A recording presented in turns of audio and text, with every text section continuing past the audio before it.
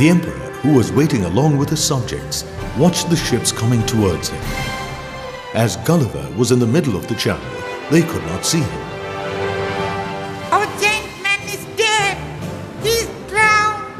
The warships are coming to attack us. Soon, however, Gulliver reached the shallower depths of the channel. Walking up to the shore, he raised his hands and held up the cables, which were pulling the ships behind him.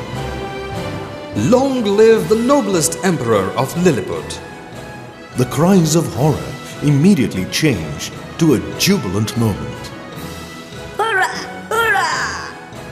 Everybody was overjoyed to see the dreaded fleet of Blefuscu being pulled to the Lilliputian shore like that. I am glad you have done a wonderful job. I will honor you with the highest title of Lilliput for your service. I am honored.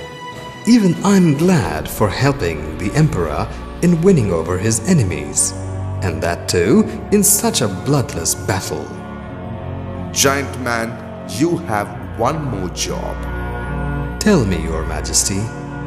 Bring the rest of the Blefuscudian ships as well. I will conquer their kingdom and rule over it. Gulliver was shocked. That doesn't sound fair, your majesty. I have helped you in defending your country against their warships. But I cannot help you in killing or ruling over another kingdom.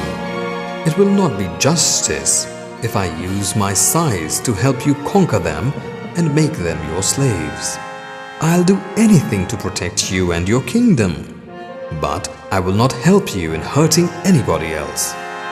The emperor's eyes became red with anger when he heard Gulliver's speech. He looked at Gulliver furiously, and without uttering a word, he walked away in rage. My refusal is an insult to the royal command. The emperor has many ways to take revenge of an insult. In the court, the minister, who was jealous of Gulliver, utilized this opportunity to take revenge against Gulliver. They even helped and encouraged the emperor to plot his destruction. 3 weeks passed. It's 3 weeks. The emperor neither visited me nor spoke even a word to me. One day, 3 ambassadors from the kingdom of Blefuscu visited Lilliput. Giant man, you are one among the team of officials to welcome the ambassadors. Come, let's go to court. In the royal court, the ambassadors held a long discussion. We are here to make a peace treaty with you. The emperor, after much discussion, agreed to sign the treaty. We have heard the giant man and his opinion.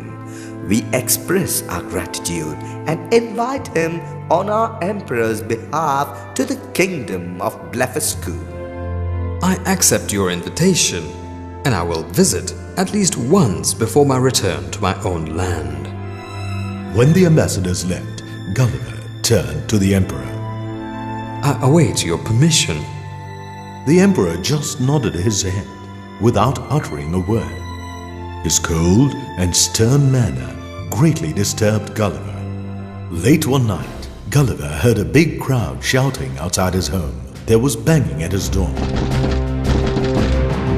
Come out, giant man. Come out. Please, hurry. You must save the palace. Hurry. Gulliver quickly crawled out of his home. You must help us, giant man. The Empress's living chambers are on fire. Our men are throwing water on it with buckets, but it's spreading fast and we are unable to put it down. Oh my God! I've seen your buckets. Let me go. The palace is big and richly decorated. It needs a greater amount of water to put out its fire than a bucket full of yours. Gulliver immediately ran to the shore and filled his mouth with water. Then he returned to the palace and sprayed the water on the chamber. Within minutes, the fire was completely extinguished. Nobody was hurt. Gulliver felt happy as he had saved the Empress and her royal chamber. The Emperor, who was there, did not even utter a word, nor did Gulliver wait for any. Gulliver returned to his home. The emperor will be more annoyed with me now. The next day morning, You know what the giant man did? Yes, the way he put out fire. Oh. The emperor was first furious, but later he agreed to pardon. But the empress felt so disgusted that she decided to move to another building. The royal lady had sworn that she would never even set foot in the building as the giant man had spitted over it. The emperor is getting more and more displeased with me.